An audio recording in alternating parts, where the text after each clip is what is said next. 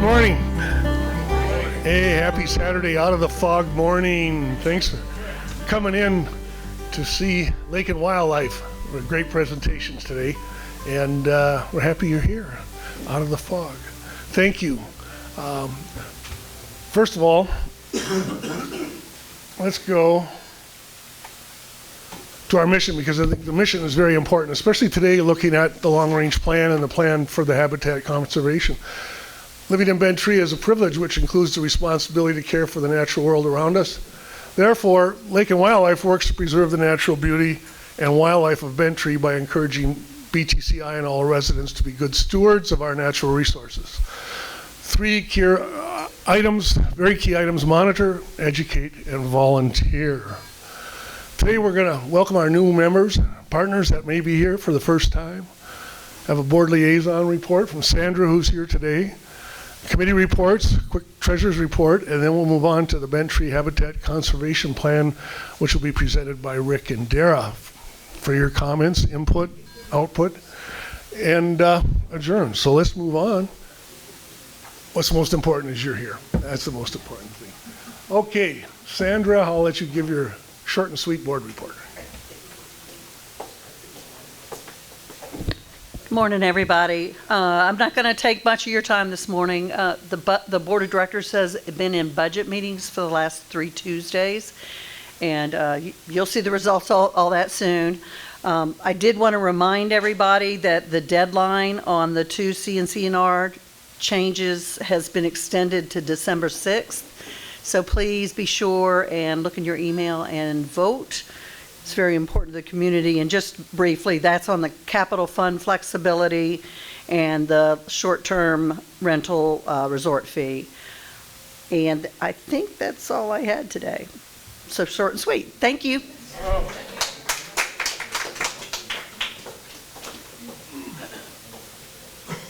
Thank you, Sandra, and thanks for all the board does for us. We appreciate backup support, funds, etc. Thank you. Ralph, I know you're there too. Thanks for all your help and support. I think Artie's out there hiding somewhere, but there he is. All right. Thanks. Appreciate it. Yeah, so, hey. Okay, Deb, come on up and give us an update.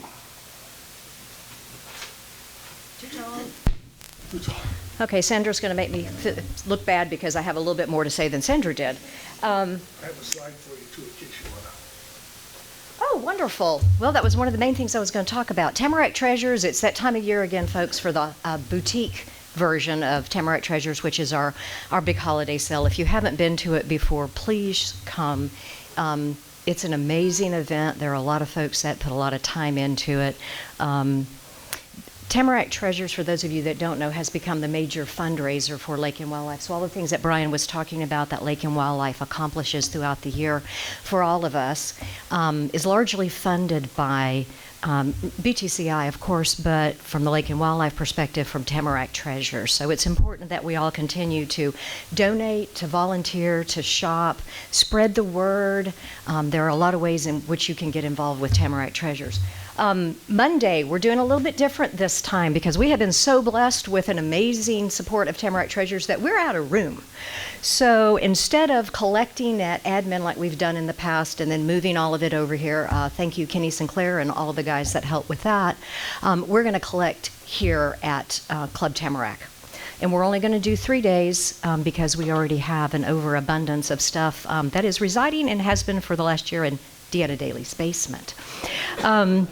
So from Monday, Tuesday, and Wednesday, from 10 to 11, we'll be collecting here. And this sale is predominantly holiday items. So if you've got that Christmas tree that you were replacing and you want to donate your old one, the tree skirts that you really want a new one this year, ornaments, holiday dishes, or things that you think would make lovely additions to someone else's home for the holidays, be it serving platters, glasses, accessories, earrings, scarves, sporting wear. Our sporting wear department can use a lot more stuff. They're a little shy right now on donations. So golf shirts that are still in great shape that you're not going to wear anymore.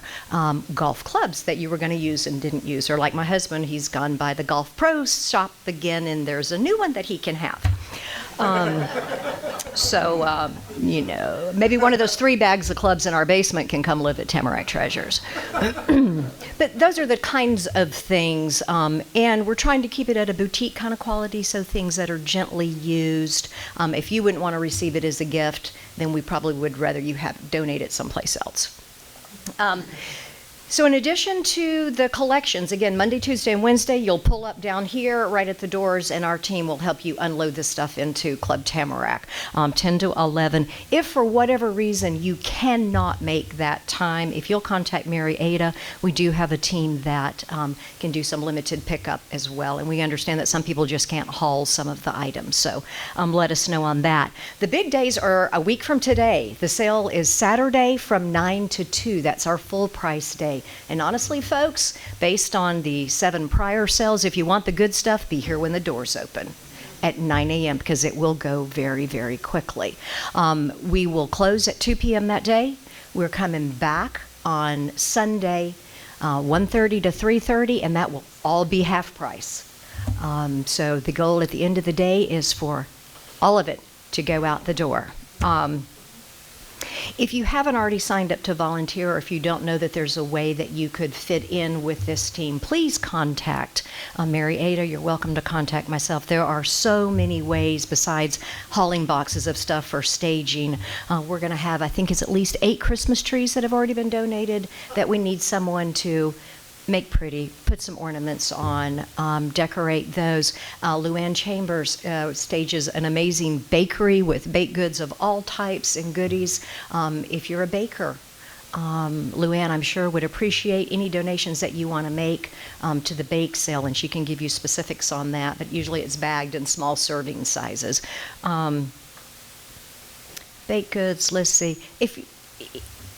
If you have neighbors that are new or friends that are outside the neighborhood, they are welcome to come to this sale. It is not exclusively Bent Tree resident only. So if you've got family in town, you've got friends that you want to invite, all you've got to do is call them in at the front gate, and they will be able to shop the sale, and we get a fair amount of traffic that way. So please spread the word to friends and family, both inside the neighborhood and outside the neighborhood. The last thing that I have, and this is jumping forward to 2025, we will once again be collecting your holiday decor that at the end of this season, after you take that Christmas tree down, you go, last season I'm putting up that tree, right? Last time I'm going to use this stuff. Instead of just getting rid of it, please bring it January 13th to admin. We will be storing all of the holiday stuff for next year, 2025 boutique sale. Will be stored all year in the admin basement. This is the single biggest collection day that we have for the boutique sale. I wish we had pictures that we could share of Dietta's basement right now that you could see how many boxes are down there, and all of those boxes came almost exclusively from the January collection date this year. Yeah, it's astonishing. I think the first time we did it, we got 76 boxes worth of stuff, and I think we have more than that right now. So as you're putting up stuff this year, if you're thinking to yourself, I don't want to use it again next year, I'm going to use it this year, but not next year, please hang on to it till January 13th. We would love to take that off your hands, and that will be at admin, and there'll be lots of advertising beforehand. So that's all I have, but if you have any questions about any of this, please feel free to come see me after the meeting. Thanks so much for your support of Tamarack Treasures. It's a great time, and we appreciate everything.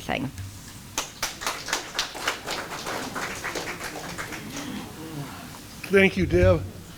KBTV, of course. Andy isn't here, but he wanted me to give this oratory. He kept it short, which is good. He had to get in the car. Keep Bent Tree Beautiful committee announcements that he has. First of all, a great thank you to the volunteers that showed up to make the new outdoor bows that they had in the bow tying contest upstairs. That's bow, not bull, but anyway. They have completed more than half of the 80, so they're going to have another session where they'll have people come out and finish those bows.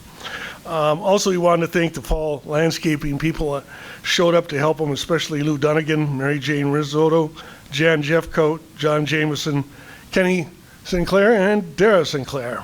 Thank you. And of course, mark your calendars for the annual outdoor holiday decoration installation, which will be Friday, November 22nd at 9 a.m. You meet at the administration building. There will be holiday beverages and snacks provided. And he said, we will deck the halls with garland, red bows, and pretty new wreaths. So that's the update from KBTV. Wildlife, there really isn't anything here to talk with. Eldon's not here today, but I know he wanted to just let you know that things are fine as far as the deer. We have too many, of course. Geese are leaving, going south, and no hog evidence at all. And we are working to try to get those numbers of the deer down. We're not just ignoring it, so working with admin to do that. Lake and streams, as you know, Huff is still recovering from that heart attack he had, that minor heart attack. So he just wanted me to make sure and say he couldn't be here, but that he appreciates all the support and prayers and help that he's been given. And he says, I'll get better. He says, I'll get fishing again. And you know Huff, he'll be there. So as far as the fishery, there isn't a lot other than the trees we put in the lake, those artificial trees. The fish population is down and slow right now because the temperatures are dropping and they're going to deeper water to feed.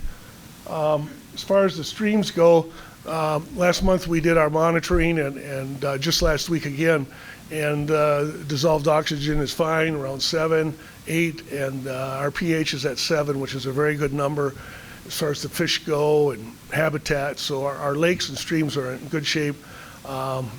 We also check turbidity, which is the amount of materials in the water, and they are very, very low, from a 3 to a 2, and you have to get to 7 or above before it's really nasty. So we're really in good shape, and the water going in the lake and the water going out of the lake is good too. And of course, as you know, everything's low. The lake is over 1 foot low, and most of the streams are down 6 to 8 inches. So I want to go ahead and show you this. This is interesting. For many, we are going, as I say, to phase 2.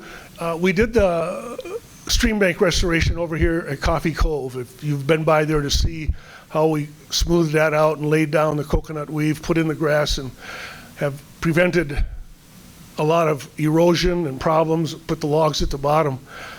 A lot of you haven't been down there, but this is Mulligan Creek.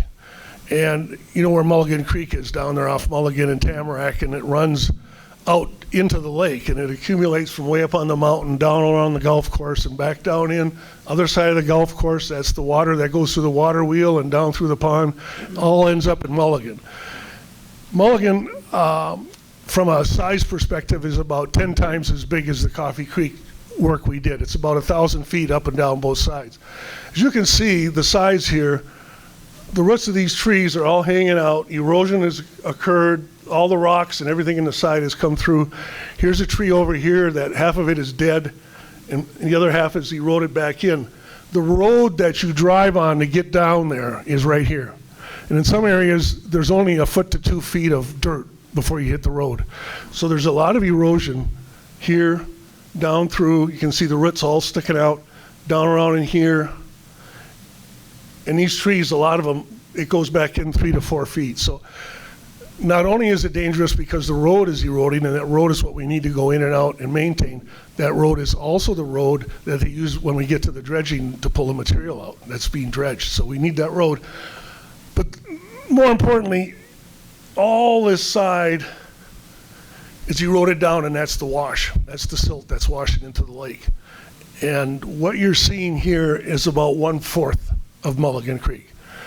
And there's better parts, but there's a lot worse parts. So I just thought I'd show you that. A lot of people don't want to drive down that road, but it's bad, and we've been saying it's bad, and the board has reacted and budgeted. And volunteers, Mason, myself, Kenny, and others have already completed cutting out some of the shrubs and the smaller trees that were hanging. Monday, Ashley and his group go in for phase 2, and they're going to start to cut marked trees that we have marked along here. And we had a forester come in and certify that these were going to die and that we should be taking these out. So as we get in here to do this work, and I won't get too long because I know there's a plan ahead of me, but anyway, they're marked, they'll be taken down, and almost 100% of all the trees that we take out are going to be used to fortify the stream bank. So they're all going to be used in the effort as we go down through. And so it's going to be great. A lot of these plants here, I know, Dara, you know what these plants are called, right? River cane, right? River cane, yeah. Hey, river cane, there's also ferns. A lot of this stuff is going to be taken out, and as the stream bank is peeled back and it's redone, they get to be replanted again, or watch those being planted, or they'll be moved to other areas in the natural habitat. So that's what's going on at Mulligan, because you're going to hear a lot of chainsaws next week. You're going to hear a lot of work, and that's what we're doing. So I think good positives. Communications, you want to speak just a minute? Or? There you go. If you have ideas for articles, for newsletters, the Wildlife Wednesdays, Therese has been sending those out. We provide her content, and I think she's been really busy this past month with the tavern, so they didn't go out. But any ideas you have about communication for how to let people know what the topics of the meetings are, remind people of the meetings, anything like that, just feed it to me, because it's all about communicating what's going on, the good work of Lake and Wildlife, and we want to make sure people across the community are aware and in a forum that they pay attention to, that hits them, that resonates with them. So any feedback, let me know. Great. Thank you, Dara. As far as project maintenance, we're just working on the trails, as you know, out there. And we'll talk more about those under trails. There's no other real big special project going on at this time. Special events, LouAnn. Morning. Employee lunch was Wednesday, and we had a great lunch as usual, and so many people that helped to make it ready. If you helped with anything on it, would you stand up so folks can see who? I know we've got the meat cookers, the servers. Okay, a bunch of you are not standing up. Well, anyway, we had a bunch of people, but it was great. Oh, thank you, everyone.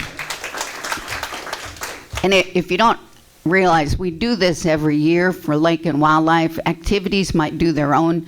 We do one where we've had, usually it's 4 folks are doing pork butts, and then we bring in all the other sides. We used to cater the sides from the tavern, but now we just bring everything in.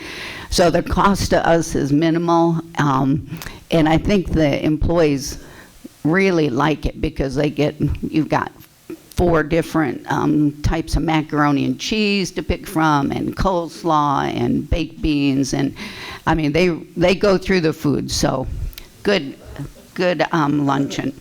Only problem was water department forgot to come, and they already had eaten their lunch, so they forgot.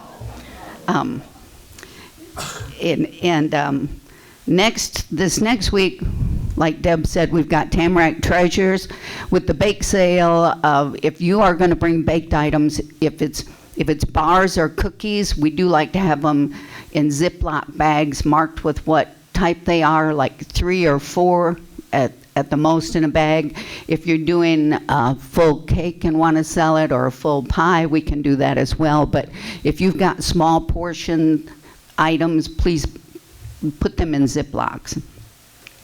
And we will be set up to take the baked goods from Friday from like 9 to 2. But again, if you can't bring it on Friday between 9 and 2, just let me know, or we'll be here. Somebody just contact one of us to say, I need to drop it off Saturday morning or before the event. I mean, we can handle that too. We just need the majority of it to get it priced on Friday. I know this seems quick, which it threw me off a little all of a sudden too. It's like, whoa, this is the last meeting before we have the holiday party. So over on the table are the forms to sign up for the holiday party. Ignore at the bottom where it says December 15th, 2023, since I missed fixing that part. But on the top, it is Friday, December 6th. Friday night, December 6th, in this room, and we need to have our count-in reservations by November 29th, which is Thanksgiving week, that Friday. So keep that in mind, but grab a form. I'll put a bunch of these at the mail center as well in an envelope inside. And there is also on the table sign-up sheet. We will be bringing in the meats that we have, but we always need appetizers, desserts, and the side dishes. And if you sign up for a side dish and you know what that's going to be, just jot behind it if it's going to be a potato dish or a veggie or whatever, if you know right now. I know most people don't know this far ahead. But if you would, go ahead, and it's $15 per person. And there will be a cash bar with beer and wine. And I think that's it. So if you have any questions, I'm back here, and then don't forget there's donuts and coffee back here. Okay? Thank you. Thank you, LouAnn. Always. Thanks for the coffee and donuts so early in the morning, you and Robert both. All right. Trails. Come on up, Mason.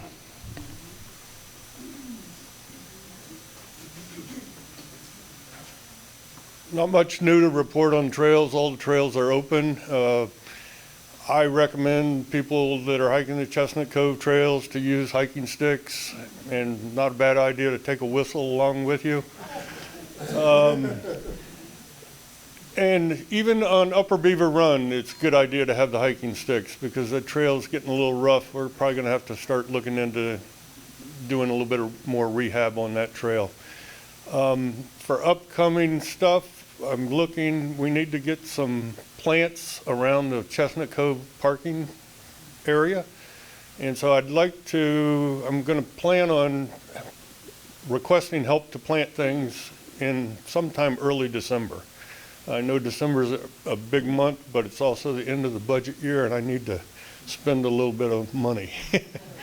But that's all I have at this point. The Orange Trail in Chestnut Cove, the upper part is still not cut in all the way across. Probably about halfway through that at this point. And my goal is to finish it before the end of the year for sure, and hopefully end of November, but I haven't been in town so much, and it's dragging behind a little bit. But hopefully we'll get that finished. The new part that has been cut in is great, in my opinion. But and hopefully people will be able to make the complete loop up there. We've got signage posted that describe the trails with elevation changes and distances, and show the route on the map on a Google Earth shot. And so check them out and take your sticks.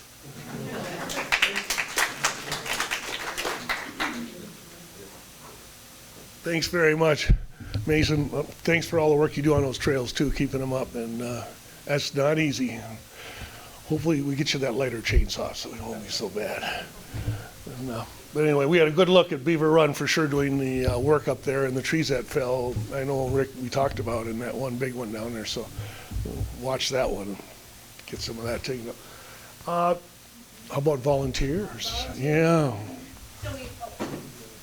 Get ready, Megan.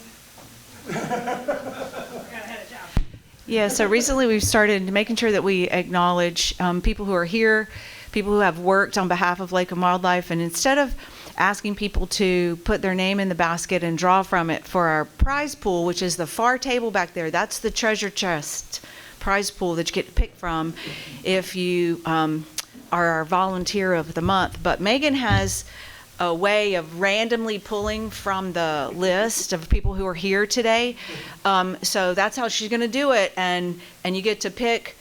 The books that are over here on the tables are for you to check out and read. So please, anything over there that interests you, take it home, read it, bring it back next month.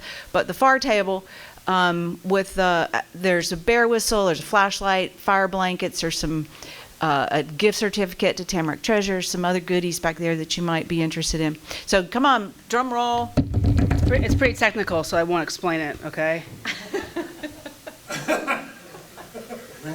Yeah, Sheila Thompson. Oh, yay! Awesome. And if anybody needs shirts, right, especially if you're volunteering for the upcoming Tamarack Treasure Sale, you come see me. Thank you. Perfect. Thanks, Megan. Thanks, Brian. Next, Treasurer's Report, Denise, come on. Do you want to, there you go. As you can see, we are spending what we're bringing in, so thank you very much for your donations and your volunteer time and your purchases at our fundraisers. We started out the year in January with about $11,000. As you can see, we've raised about 17 and we've spent about 17. Since we last met, we did have expenditures on some of the trail work Mason's doing and also the stream work.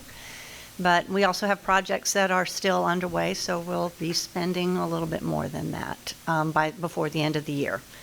So, again, as Deb had mentioned, the Tamarack Treasures is our big fundraising event. So please join in that festivity, and those funds will help carry us forward into the work that we're going to be doing in 2025. So thank you.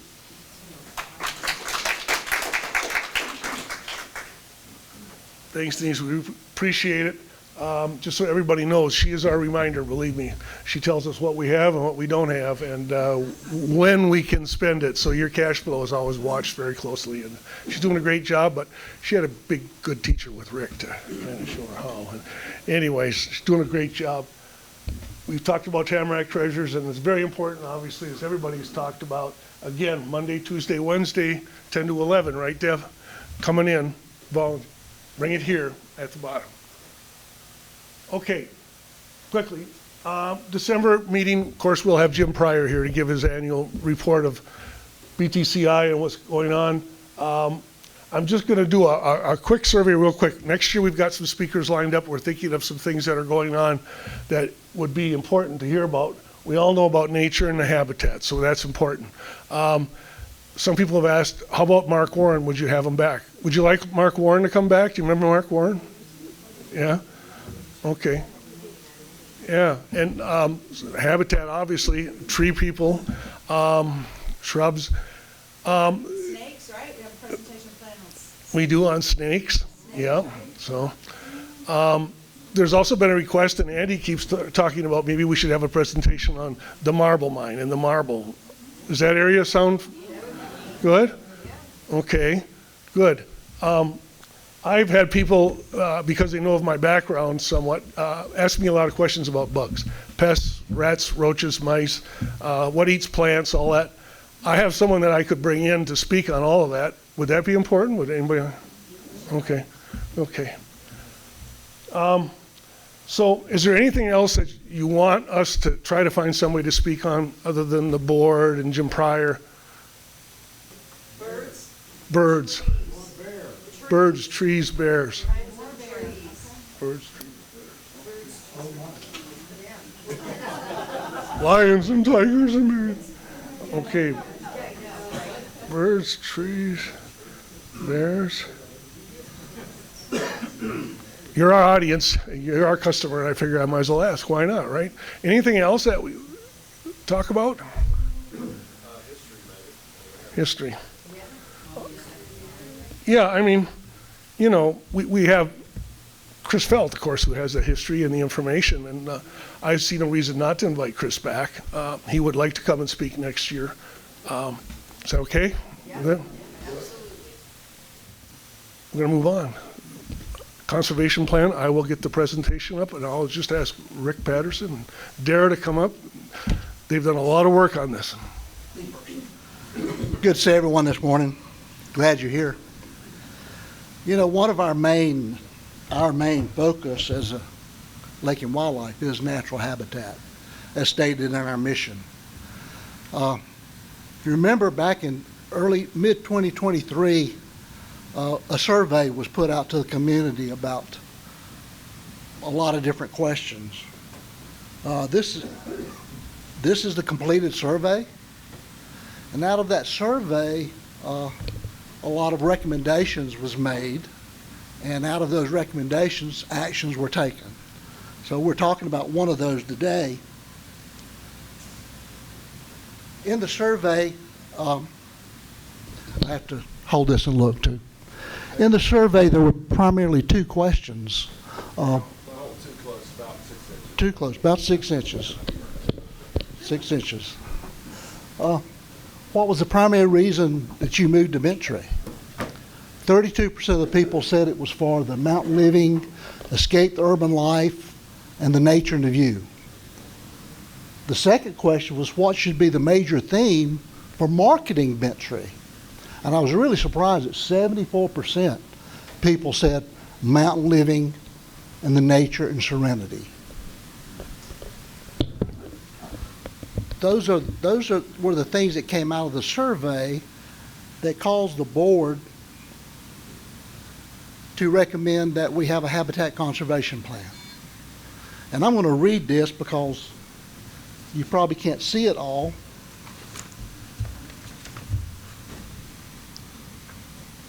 Apologize, I should have had this turned here already.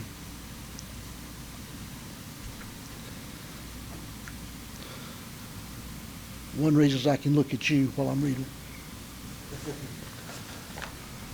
We started, as a committee, we used this first part of this as our mission. Tasked Lake and Wildlife Committee to develop a habitat conservation plan for the community. Bent Tree is defined by its nature, and it is necessary that we strike a balance that seeks to preserve the natural element of our community. With so many trees to manage, we're constantly dealing with tree issues. Tree and canopies are annually removed to protect power lines. Bent Tree facilities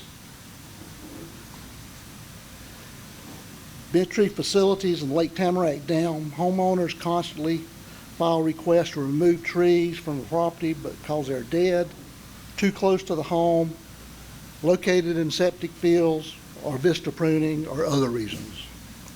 That was my comment. Our wildlife support indicates that the tree canopy is so dense that it does not provide enough sunlight for vegetation to grow during the winter, thus creating a lack of food for supplying our wildlife.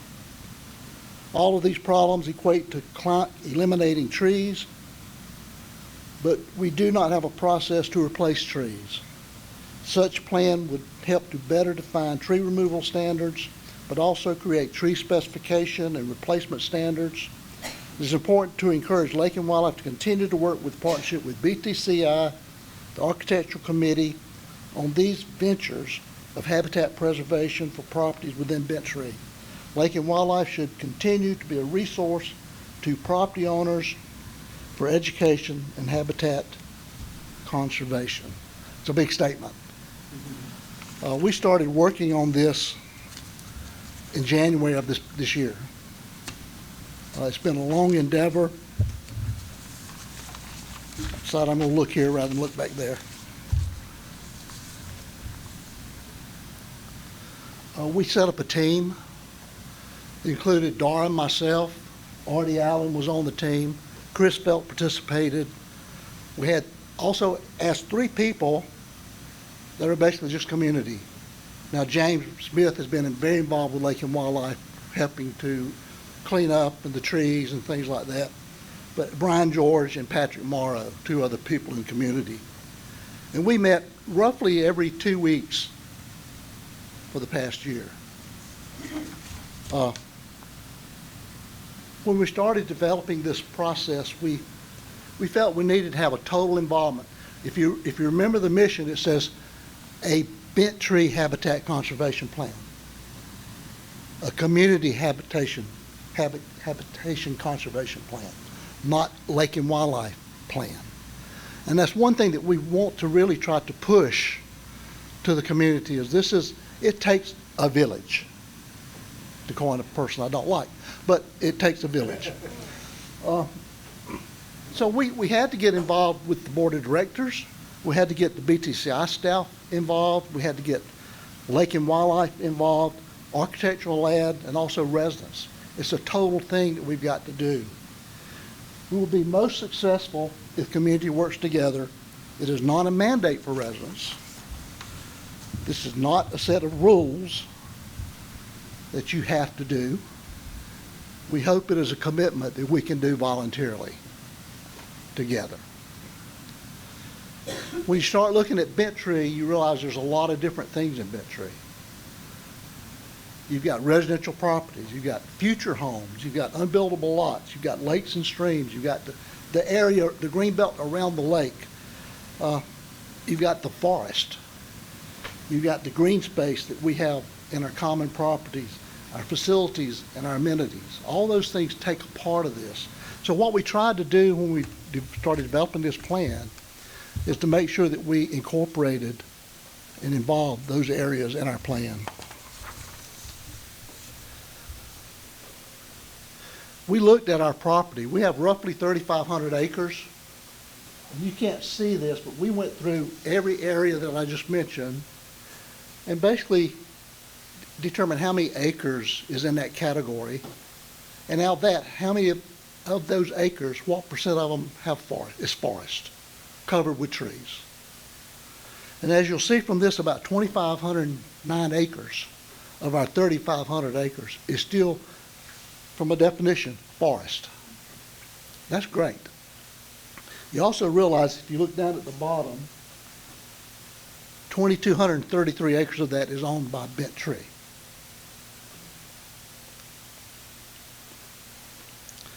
We think this is important because when we started developing the plan, we had to look at each one of these areas and what we can do and what we should do. You also realize that the biggest thing we have a limitation to is number of volunteers and money, right? So we had to try to develop a plan that's realistic, that's adaptable, because as we move forward, we start a project, we have to see what the outcome is. A lot of the things we do, and I'm just going to mention something, the spillway, the area there next to the spillway that's growing up, that's a 3-year project. And as we hope and as we plan, in 3 years it'll look a lot more prettier than it is today. But you have to add nutrients to the soil. You have to have some plants that promote the growth of other plants. So that's one of the areas that we're looking at. And that's what happens. You can't just go out today and fix a stream and it be fixed, because it's going to impact other things. 943 acres of our land is forest. You're talking about the area between up above Little Pine, going up behind the Tendendines, that area all the way up along the ridge of the mountain, all the way around to Sharp, to, what's the other, Shadowy Mountain, all that area that we put in the new trail in, that's all forest. We have 68 acres over on Sharp Top Mountain. We have 28 acres up front. That's the areas, the ones that are not, is not assigned a lot or not an amenity. That's what we're talking about there. But the rest is private property, either owned by individuals, either owned by bent tree BTCI, and or the common properties like Sally Doss. I want you to think back 100 years ago. Who can remember that? I know there's some old ones in here, but not that one. You know, we're working on it. You think back to 19, man, that's 200 years ago. 1917, 1918, 1919. There were probably 3 roads in Bent Tree, and they were dirt. One went up Little Hendricks, up to the Hendricks property, the Haygood Road that crossed Bent Tree next to Sally Doss's property, and then also probably by the Pagets. It was off Patsett Court, by the way. It's Paget. That property. That was basically the properties in Bent Tree at that time. Now, around that time, the Whittingtons bought some property and put in the Dude Ranch, which we've talked about in history before. And in 1933, the Civil Conservation Corps came in and added some property next to the Dude Ranch. And the Civil Conservation Corps are the ones that went up along the mountain and built some more of the roads, that also built some of the logging roads and some of the fire breaks along the mountain. And that was, and at that time also, the chestnut blight was taking over. Another thing that happened around that time is about over 2,000 acres of bent tree burned. It was due to arson. but it burned. So a lot of things happened. But one thing, before 1972, there were not a bunch of houses here. There was not 47 miles of road. There was not ditches. There was no lake. There was no golf course. And there wasn't us. So you see, over the last 50 years, we've done a lot to change this 3,500 acres. And for us, the things we've done are great. But for the natural environment, maybe not. So what do we do to balance our habitat with the habitat of all the creatures and all the plants and all the trees? Now I can ask every one of that question, everyone will have a different feeling about it. That's what makes this such a hard topic. So what we've tried to do in this process that we've done is to try to blend all that together into a realistic, actionable plan that can be adapted, modified, improved on as we move forward. But the plan is there, and the focus is there, and I appreciate the board for recognizing that we need, as a community, to recognize the importance of the natural habitat and the natural environment that we live in. We love it every day. So, what will it be in the future? I mean, think 100 years from now. What will Bent Tree be? What we see today is most of our large canopy trees, which are primarily oaks, they probably have 30 to 40 years of life left on them. And with 34 acres of years of life, what's replacing them in 40 years? Primarily maples, some hickories, pines are growing, a lot of other trees. The thing is, the oaks is a very predominant tree for the wildlife. If we lose the oaks, we'll have some hickories, we'll have some black walnuts, we'll have some pecans, we'll have some fruit trees for the wildlife. But when you take the major amount of oaks out of here, what we have. And if you walk through the forest and look under the trees, you don't see oaks growing because they're not getting enough sunlight from the canopy. And anything that does grow is being consumed by our wildlife. So those are the challenges we've got. What's the variety of the plants that we have here in years? Just say years. What will the watershed be like? Not just the stream, but the whole water. You know, we provide how many acres? Do you remember that, Dara? I don't remember that number. More than 3,500 for our whole watershed. Yeah. Bigger than Bent Tree. Yeah, it's big. I think 5,000 or so acres feed into our land. You know that. 5,100, yeah. 5,100 acres. Yep. So it's an important thing for us. One thing, I don't know about you, but the first time I drove into Bent Tree 9 years ago, I felt home. I really think when you know, just a relaxation comes over you. Am I the only one? I'm not the only one, right? Right. You know, and that just felt good, and it still feels good today. There's been studies done of areas over a 10-year period, even in urban areas where there were no trees. And that's something that's been happening today. Urban areas are starting to plant trees. But there's studies done that shows that illnesses are reduced when the trees are there. This is one that we saw. That's the one we saw.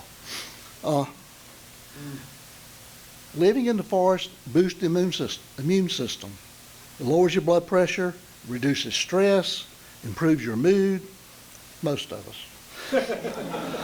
Increases ability to focus, even in children with ADHD. accelerates recovery from surgery, increases energy level, improves sleep. And one thing that I know at my house is in the summertime, I'm 5 to 6 degrees cooler than Jasper. And guess what? In the wintertime, I'm 5 to 6 degrees warmer. I think that's because we live in a forest. And I think that helps us all. And I think we all benefit from it. Every one of us benefit from it. When we started looking at, well, it's just a quote. A thing is right if it tends to preserve the beauty, stability, integrity and stability of the biotic community. It is wrong when it tends otherwise. You may not agree with that, but I think that if we preserve the things we have, it helps us all. The fundamentals of the plan was to establish practices that protect the plants, the trees, the plant animals, and the water. When we think about animals, we typically think deer or bear. But think about the insects.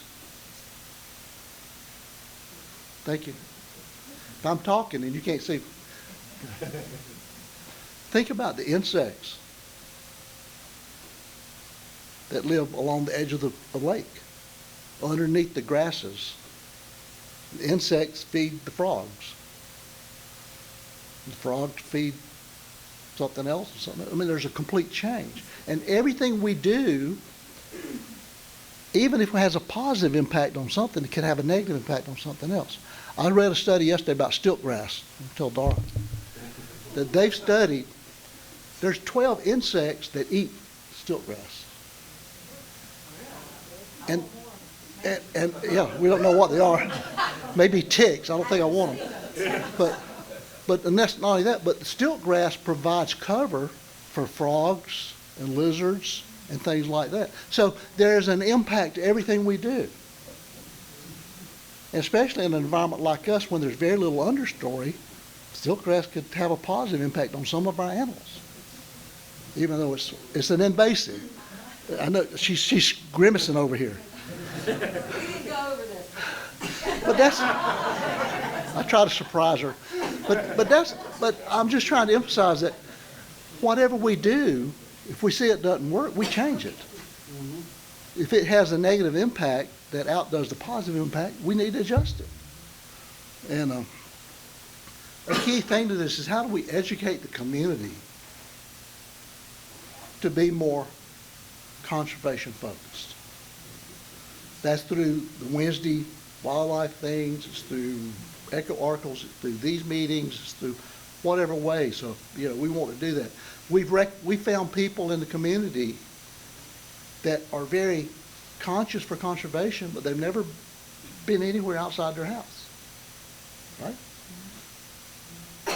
But they're interested in how can I do something on my property? Okay, that would help. So we want to include that. And we've got to get more volunteers to do things. Always volunteers. I'm sorry, but that's what it is. In our efforts, we didn't just sit on what we think we know. We had Department of Natural Resources come in, the Forest Management Group, Georgia Forestry, the Wildland Urban Interface Manager. What Wildland Urban Interface is our place where people and wild comes together and live. We had the Georgia Forestry Wildlife Manager come in. We've had the University of Georgia with their deer assessment. We've had the wildcat community because what we do from fire safety impacts our habitat. We've involved architectural committee, a compliance manager. We included everyone. And we had people come in and basically give us ideas and suggestions and either reinforce or change our opinion on some things. So we wanted to use those people. We spent a lot of time looking at what people have done in other areas. So we did a lot of internet searching to see if we could glean anything. But there's 4 things that we, four primary areas that we focused on. And Dara is my expert. She'll take care of that. But we wanted to look at, we've all heard about CWPP, Community Wildfire Protection Plan, which is being promoted by the Wildcat community. Okay, we've also heard of Firewise. Well, CWPP is what our forestry manager said was Firewise on steroids. The reason for that is a Firewise program, well, let me go through these four first, I'll get to that. We need a process so that we can provide residents, if you want to remove trees on your property, what's the best way of doing that? And what we actually recommended is, I know today our rule is within 20 feet, or if it's diseased. Okay. We've actually looked at a process and have asked to implement it, and Architecture Committee has said they would do that, where we can go in and thin the density of the forest on your property. And that does two things. One, it lets more sunlight on the property, and it also promotes the plants. So, but it's costly. You got to take the trees out. Okay. It's something that we can't do on the 938 acres we have. We don't have the money to go out and thin the forest. We have to let Mother Nature take its course there. But if someone wants to do this, it's available. And I've actually calculated that if you have a half-acre lot with a 2,000 square foot house, and that's pretty dense, right? And you're allowed 20 feet all around your house to cut trees, you still have over 50% of your land that's forest. And thinning trees, and I'm talking about 22 to 24 feet apart, thinning trees does not eliminate it being a forest. Okay. We want to have guidelines for the area around the lake. And we also wanted to come up with a way that we can recognize residents who start promoting natural habitat on their property. So Dara will talk about a lot of those. I'm going to cover the first one here, which is CWPP. Now, I'm not here to make a spiel for CWPP. The main reason this is in here is because I want you to see what CWPP does to your home. If you look at it, there's three zones in CWPP. There's 0 to 5 feet of your house, which is the immediate zone for combusting of materials to burn your house down. Okay, that's pure and simple what it is. There's 5 to 40 feet, which is intermediate, which protects your property. It allows the space to fight fire, to do whatever, by keeping it clean. Also, that 40 feet is an area where things like leaves can catch fire from a wildfire and blow onto the house. And then there's the area outside 40 feet. There's 3 zones. Now, I'm not going to go through all these because I'm not here to promote Firewise, but one thing I wanted you to see is that in the 5 to 40 feet, basically from 0 to 40 feet, leaves should be gone. Limited plants, especially ones that are woody that could combust, should be gone, or at least put in areas that you can control them. Now, the main thing about CWP and how it affects that is what happens to the land once you remove all the leaves. It erodes. So in our plan, we've also tried to implement those things that would, we wanted to recognize something like this, which I feel we should adopt as a community, even though it's volunteer.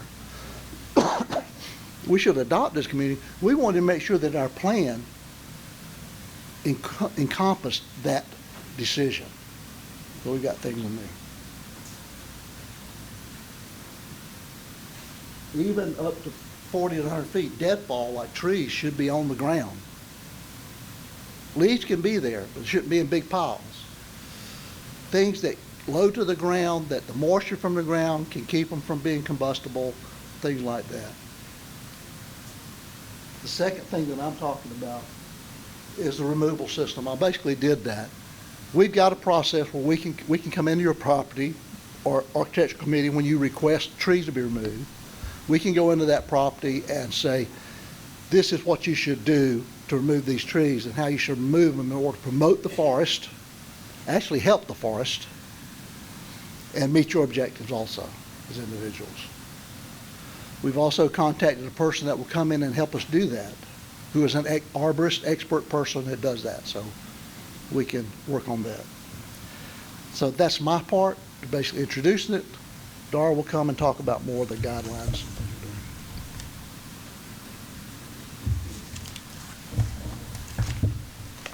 Thank you, Rick. Thanks, Rick.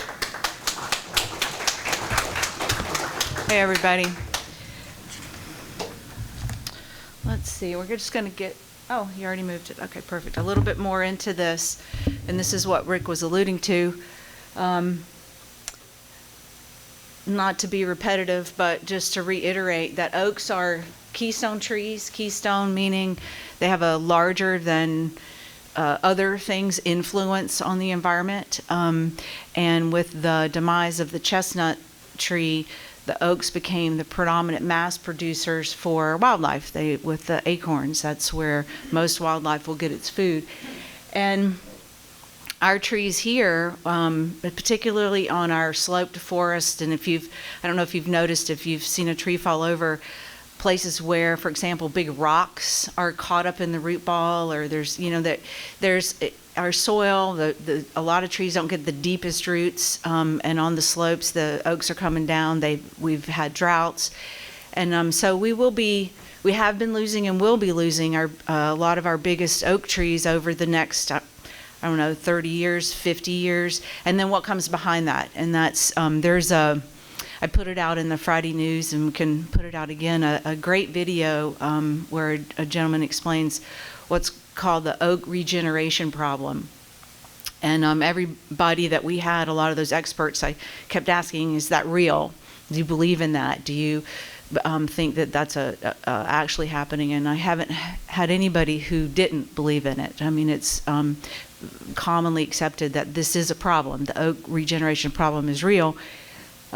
In that a lot of it has to do with fire suppression, because oaks are fire tolerant species, and so when fire would come through, either wildfires or set fires, by the Native Americans would often, and pioneers, would burn areas that the oaks would survive and other trees wouldn't. Well, we don't do that anymore for the most part, and so that hasn't helped the oaks. So the mid-story, or the trees that are going to take advantage of the canopy openings when these big oaks come down, are maples, tulips, beech trees, and they're great trees. I don't have anything against them, except they don't provide the level of wildlife support that the oaks do, both for deer and bear and acorns, or for insects, as a host plant for caterpillars and other things.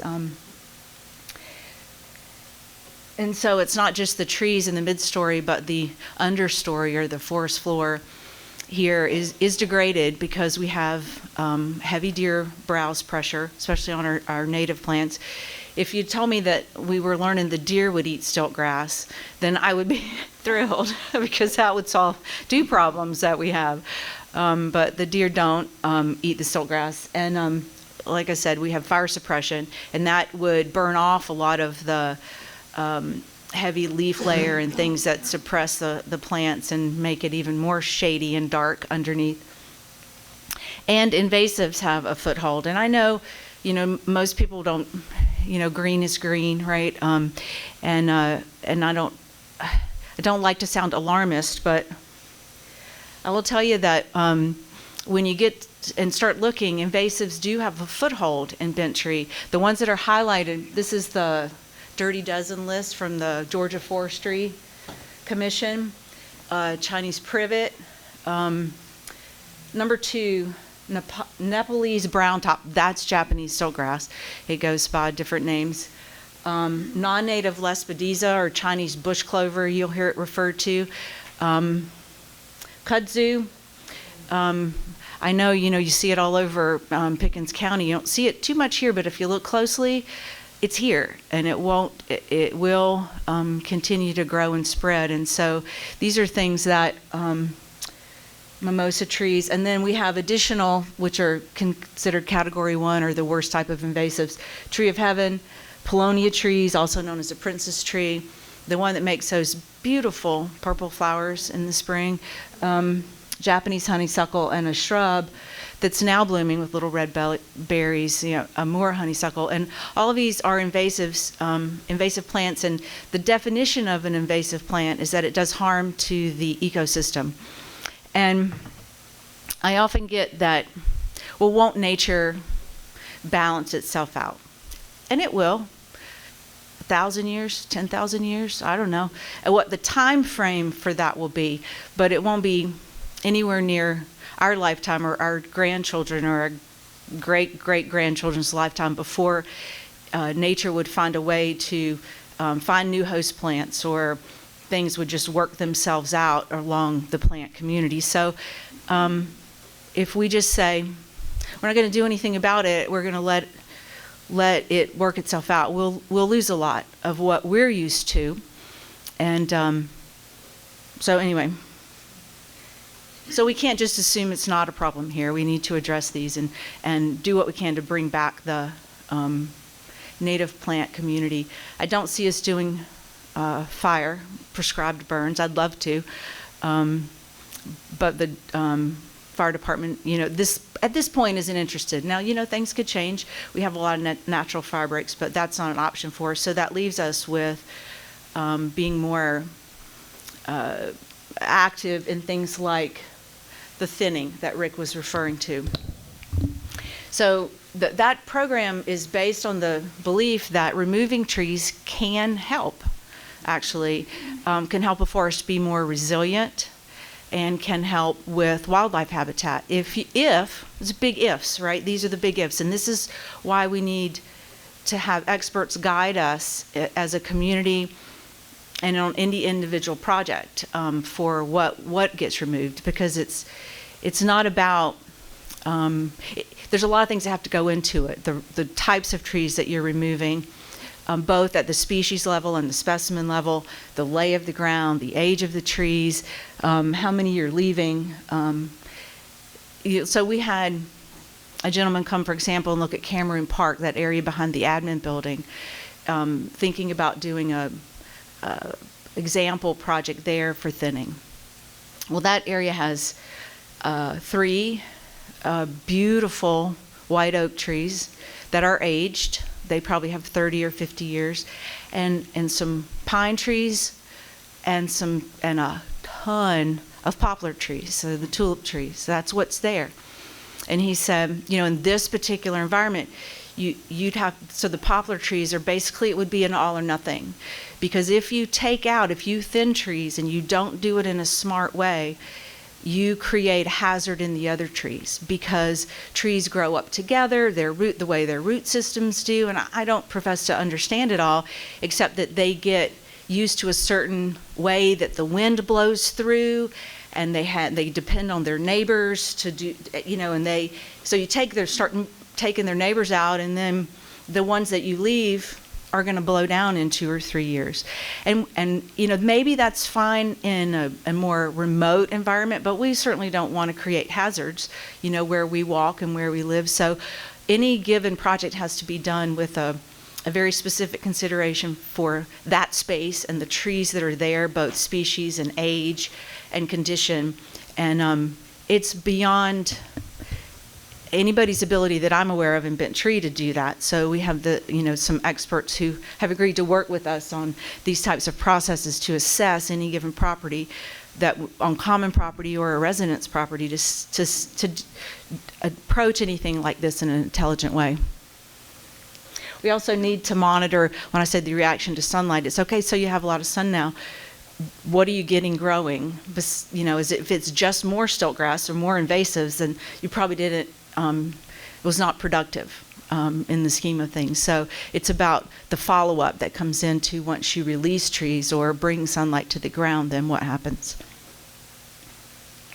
So that project that I just talked about, or that process for assessing any given space, would be applied to common area projects in partnership with CWPP. So as you know, if that grant gets approved that we hear a lot about, or we start moving forward as a community on that, we want to do any of those projects in an intelligent way so that we not only meet fire-wise goals, but that we meet goals for having the best habitat that remains.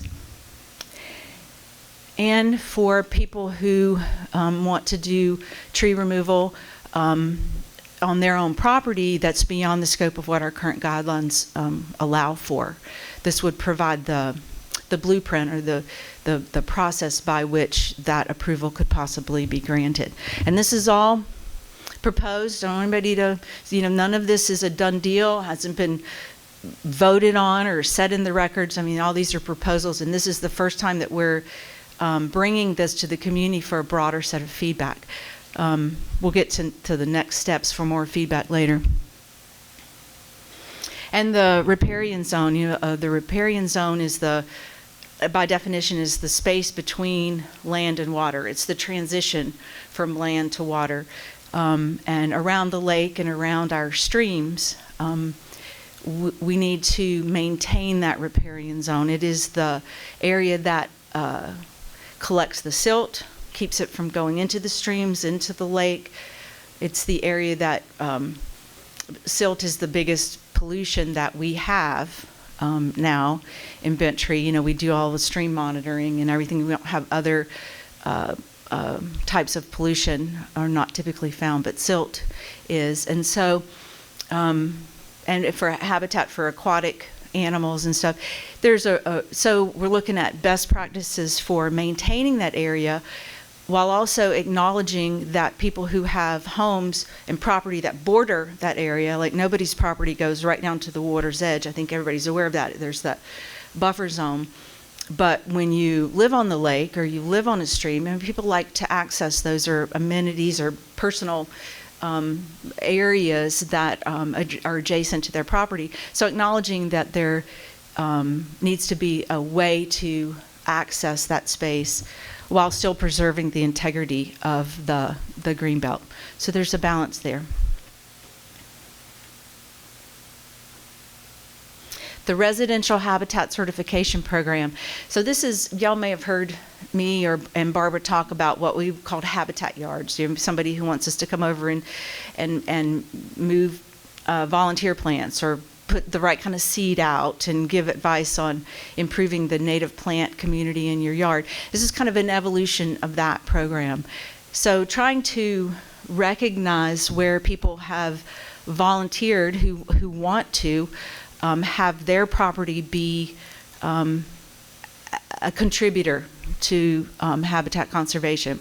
And what does that look like? And we're kind of going through what the criteria for that might be. One of the sticking points I know for a lot of people will be cats. Outdoor cats. Who's got outdoor cats? So that's for some people that's that's an issue. But outdoor cats for things like the National Wildlife Federation, they have different kinds of certification. You can't get it if you have an outdoor cat because they kill baby birds and things like that. And then some people say, well, yeah, I have them because they run off the chipmunks and the mice and the other things I don't want around my house. So that, so we're working through like what exactly the criteria would be. Would it be our Bent Tree version of a recognition? And we'd like to honor people with some sort of, I don't know, a little emblem you could put on your mailbox or, something that says from Lake and Wildlife, this is completely a voluntary program. This is not, many of the things that we would encourage are already in our bylaws about minimizing outdoor lighting. There's things that are already there, like we're not introducing new rules, but encouraging ones that are already there. LouAnn. Go for it.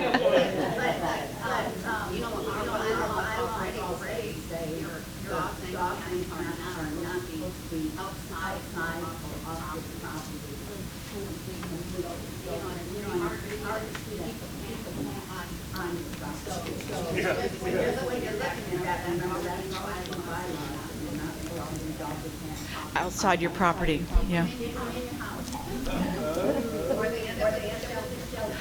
Yeah, I mean, it's safer for all the wildlife, and it's safer for the cats too. They are predator and prey at the same time, right? Outdoor cats. Yeah. So again, it's an educational program and a program for encouragement for people, and a recognition for people who would choose to participate in such a program. Y'all might have noticed, I don't know, has anybody seen any of these signs recently? Yeah, look at the new signage. Nobody liked my hand-drawn on a stake, laminated, kind of wordy signs to describe. So this is a new type of sign that I hope will, like you'll see these at the Spillway, at Coffee Cove, at the Finn. We're trying to, it hopefully will become recognized, and this is a very clean, simple sign to say, like, this area is meant to be this way. This is not an area that they just skipped mowing for the past 6 months, right?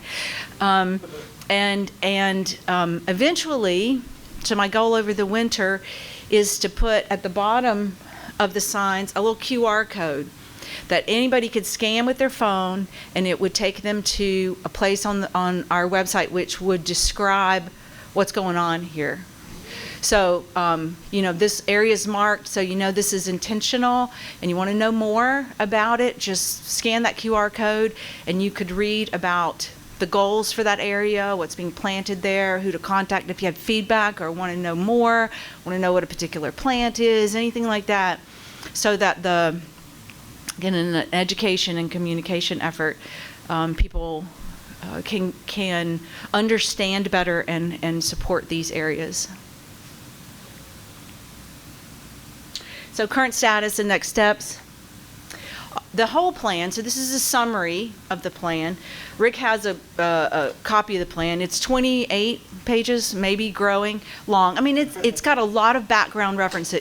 We tried to put in lots of URLs, references to things like the little video from the Oak Regeneration Program, and some that are much more meaty. For anybody who wanted to dig in, like, I'm interested in this, and if you don't agree, or you want to understand how you reach that conclusion, you want to understand the resources that were used, there are lots of references and lots of background is in there, and for the board, and I don't, so they could see, like, so you could sort of understand how we reach these conclusions. The board of directors has it in their hands for review, and it is going to be published, my understanding, to the community on November 8th, which is the Friday before the board meeting on the 12th, where it will be discussed. So the board meeting on the 12th is a working session. This is on the agenda, and it'll be discussed. It'll be a great place for people to come with questions. So this was kind of a dry run, right? Because it's a similar presentation that will happen for the board, us make sure they understand what it represents.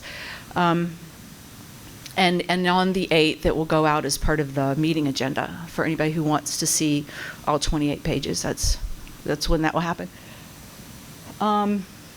It is a living document. It is my understanding, it's not going to be like a motion that gets voted on and approved and becomes part of the community CC&Rs or something, because those things get very static and they get very set, and it's not like that. But it does. I also want to show you, so for anybody who's like, this is just so abstract and vague, and I don't really still know what she's even talking about. Okay, so here are some things. These are just concrete, specific actions. These were done over the past few years. I just want you to kind of have ideas of exactly the specific things that we're talking about. Planting trees and removing a set of invasives and adding more plants. And, so here's some things that have been happening along the way through habitat conservation for the last, 5 years or so. and more just what types of trees and where we've put them, and bird houses and educational signs and all kind of stuff that Lake and Wildlife's been involved in. The past year. So just to give you something more concrete, so hopefully you can better understand what I'm talking about, the level of action. And here are some of the things. Kenny, you're going to get that mimosa tree down, right? Yes. Right. Thank you. I'm calling him out. The bat house. Okay, I'm going to mention Larry Bishop. Raise your hand. Larry's here, right here. Thank you. Larry built the bat house that is installed. We talked about having a unveiling or a ribbon cutting or whatever, but then Travis, Brian, and the BTCI crew said that they would be really nervous about raising that bat house with an audience, because they'd never done it before, and they used a bucket truck, and it had to be put up and then put down in the pole, sort of like a screen when you're trying to get or a hinge on a door, you're trying to get everything lined up, and they just weren't sure how it was going to go or how long it was going to take, and didn't want an audience for it. So it got raised in incognito, or just ad hoc, on the 21st, I think, of October. It is on the north end of the dam, and it's spectacular. There'll be an article about it in the Echo coming out next month that'll explain a lot of the background behind it. But take a look at it, and hopefully we'll have an active bat community next spring. A nursing colony is what we're hoping for in there next spring. And then in 2025, so there are specific actions, kind of that we've laid out. Some of them may not come to fruition. New things may get added. There'll be a lot of definition behind each one of them. But these are the level of things that we're talking about. And I think that is all. So, questions? Any questions? For Rick, for me, for Brian? All right, well, thank you for your attention. I hope if you make it to the board meeting on the 12th, and as these programs start to roll out, I really appreciate your support if you feel so led, or, not a mandate, but hoping that we'll get a lot of participation. Thank you. All right. Okay, Dara, Rick, thank you very much. You put a lot of work into that. That's our future. We're connected, and we'll make that thing work. Thanks for coming today, and I guess we just watch for the board to have that attached at the next meeting, huh? Oh, yeah, don't forget to turn your clocks back tonight. 1 hour of extra sleep, so it'll be a little lighter in the morning. Thank you very much for coming. Have a great week.